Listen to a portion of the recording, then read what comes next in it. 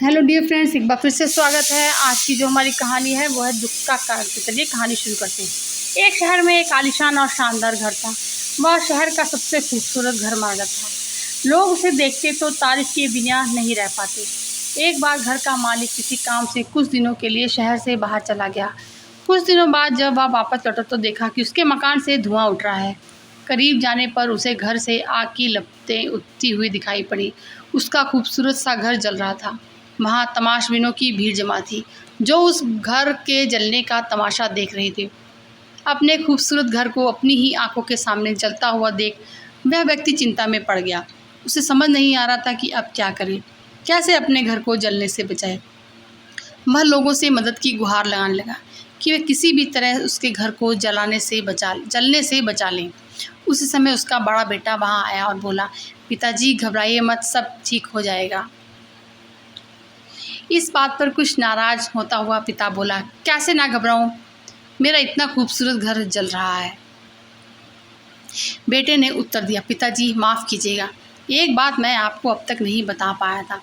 कुछ दिनों पहले मुझे इस घर के लिए एक बहुत बढ़िया खरीदार मिला था। उसने मेरे सामने मकान की कीमत 3 गुनी रकम का प्रस्ताव रखा। सौदा इतना अच्छा था कि मैं हुंकार नहीं कर पाया और मैंने आपको बिना बताए सौदा तय कर लिया।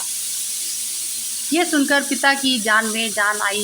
उसने राहत की सांस ली और आराम से यूं खड़ा हो गया जैसे सब कुछ ठीक हो गया हो। अब वह भी अन्य लोगों की तरह तमाशबीन बनकर उस घर को जलते हुए देखने लगा।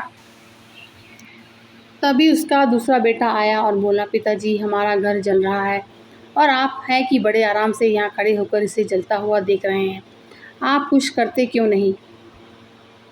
बड़े बेटा, चिंता की बात नहीं है। तुम्हारे बड़े भाई ने ये घर बहुत अच्छे दाम पर बेच दिया है। अब ये हमारा नहीं रहा, इसलिए अब कोई फ़र्क नहीं पड़ता। पिता बोला, पिताजी भैया ने तो सौदा तो कर दिया था, लेकिन अब तक सौदा पक्का नहीं हुआ है।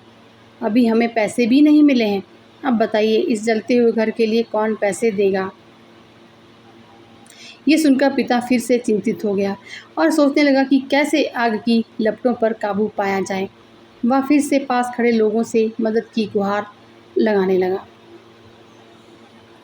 तभी उसका तीसरा बेटा आया और बोला, पिताजी घबराने की सच में कोई बात नहीं है।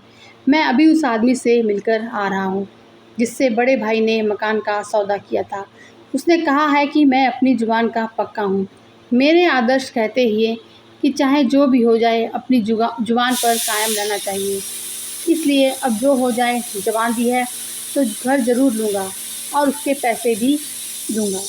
पिता फिर से चिंता मुक्त हो गया और घर को जलते हुए देखने लगा।